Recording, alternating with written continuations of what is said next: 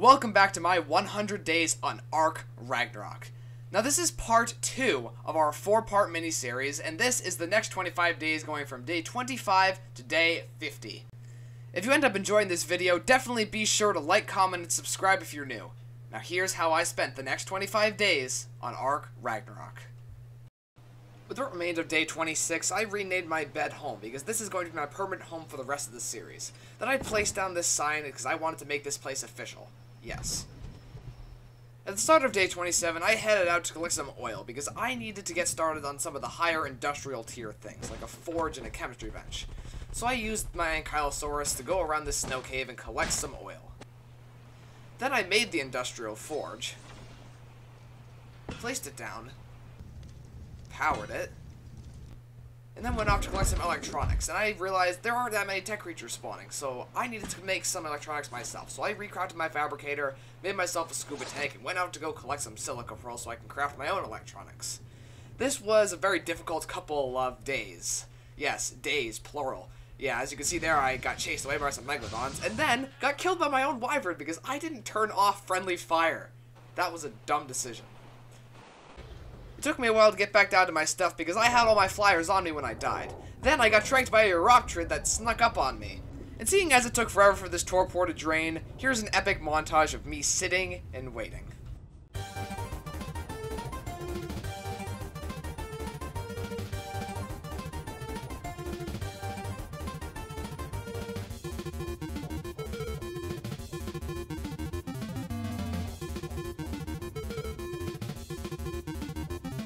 With the conclusion of that epic montage, here's me dying to my own wyvern.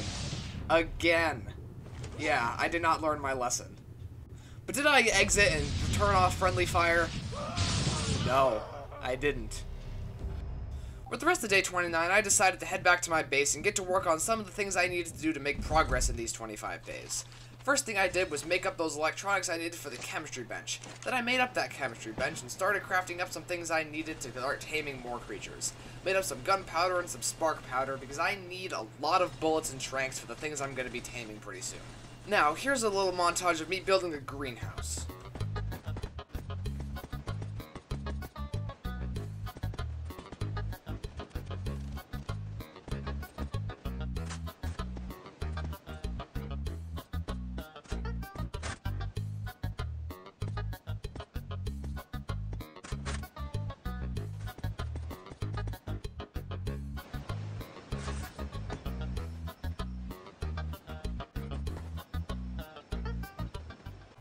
After I finished up the greenhouse, I made another thing that I needed, an industrial grill. Then I went out on my stego and collected some berries, because I'm going to need some berries to make a crafting skill potion, because it's time to use that long neck blueprint we got in the last 25 days. So I crafted up that potion and made myself a long neck and a pike from the blueprints, and I have to say, I like the crafting skill bonus on them. Then I went out and tamed a Phiomia, because I'm going to need it for some fertilizer for my crops that I'm going to make. So I tamed the Phiomia, and I named it this because it's a callback to my Genesis 2 series. Definitely go watch that, I do recommend. Then I went out to tame a dung beetle, and I successfully tamed a level 108. I actually tamed 2 dung beetles, and I was just the higher level that I found. On days 31 through 32, I built a little hut next to the greenhouse, so I could put in my dung beetles and a couple other S+ automation things that I needed for farming. So I positioned my dung beetles and the pig into place, and then I went on the metal trip, and then when I came back, I did the stupid thing again and got killed by my own wyvern. Still didn't turn off friendly fire, and I still haven't. Then I crafted a canteen and a beer barrel because I'm going to need some fuel for my automation things. And here they are. I made an S+ item collector, farmer, and gardener because all of these things are going to be useful in fully automating my little prop system I have next to my house. Then I went out with my mammoth and ankylosaur to gather some cactus sap and sulfur because I needed propellant to power one of my S+ things. Then I seeded up my crops. Ah yes, the farm is now complete. At the start of day 33, I made myself an industrial cooker because I had an idea. What if I can paint my house and make it look less bland than your basic ARK wooden house? So that's what this next montage is all about.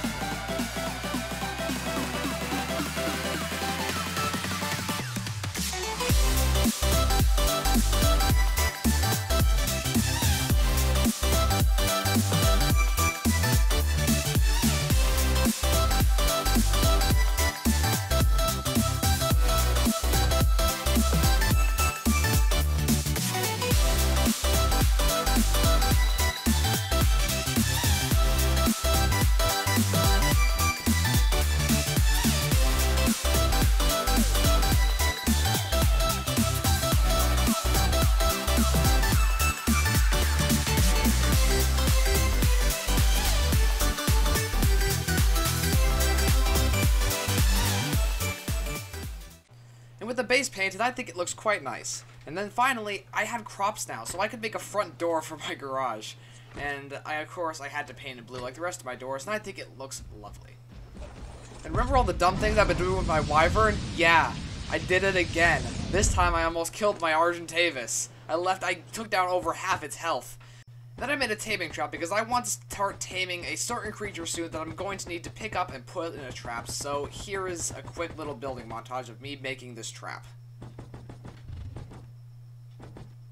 And there it is, trap done. Then I decided that I needed to head back to a place that's all too familiar to me because I need some eggs for kibble. So here we are, back in the wyvern trench for round 2.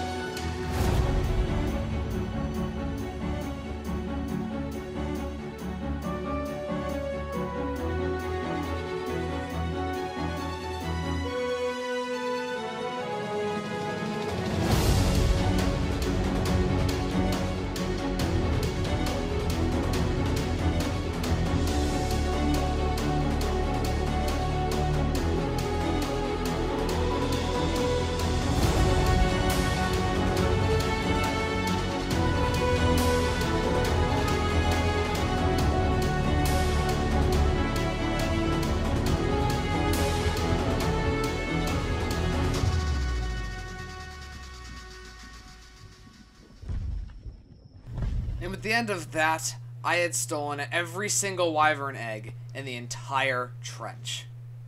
So I began day 36 trying to hatch up a breeding pair of wyverns from all the eggs that I got. And I chose lightning because that's just the type of egg I got the most out of. And I did, in the end, manage to get a perfect breeding pair of wyverns so we can start our little kibble production. I set the Dino Storage Terminal to collect fertilized eggs from the ground because I don't have enough dino eggs to make the S+ hatchery just yet, so I need to use this for the time being. And while I consider myself to be a decent ARK player, when I mess up bad. And for the second time in this 100 days, I went into the stupid snow and died in the air. It's a game sometimes. It took a lot of day 37 to actually get back to my stuff, but I finally managed to do it. I'm very glad I left my Pteranodon back at the base in the little Dino Storage Terminal. But if you must know, what I'm doing out here is searching for a dire bear, because I would need some honey for kibble. And dire bears are the best at collecting that, so I went out all the way to the redwoods on the other side of the map to try and find a dire bear. This took way longer than it should have. And the death detour didn't exactly help either, but here you go. Here's an Alpha Carno. And there goes the Alpha Carno. My wyvern is way too OP. And as you can see here, I managed to get a dire bear. A level 162 dire bear to be exact. And I brought it back home into my taming trap to start tranking it. And, finally, managed to knock it out. This thing took way too many tranks. Like, a ridiculous amount of tranks. Good thing I have a ton of resources at this point in the series. At the start of day 38, I did some decorations around my house. I placed some benches and tables and stuff around the area, so you'll probably see it in future clips. Then I waited for my dire bear to be tamed. And then my dire bear tamed. Then I went out to go collect that honey I was talking about, and this dire bear collects a ton of it. I expected it to collect a lot, but it actually exceeded my expectations, which is always nice with this game, because a lot of the times it doesn't exceed your expectations, and you have to grind for resources for hours and hours, and yeah. Then I went out to collect some rare flowers, because that's what the beehive thing basically uses as fuel, as you'll see in a minute. So I placed down that S+ beehive and popped in some rare flowers to power it. And this thing will just basically gradually produce honey for me so I can use it in kibble. So I'd used the wyvern eggs I'd gotten so far from breeding the two wyverns and made up the top tier of kibble, which will basically work on any dino. And I'm very glad I made that decision because it comes in handy later. See that right there that I'm carrying? That's a Carno. And not just any Carno. That is a level 174 Carno. And that's right. The creature I was talking about earlier is Carnos. I'm going to try and make a Carno army to fight the bosses with. So I dropped that Carno right into the trap and started tranking it. I knocked it out, fed it a couple pieces of kibble, and stood there waiting for it to tame.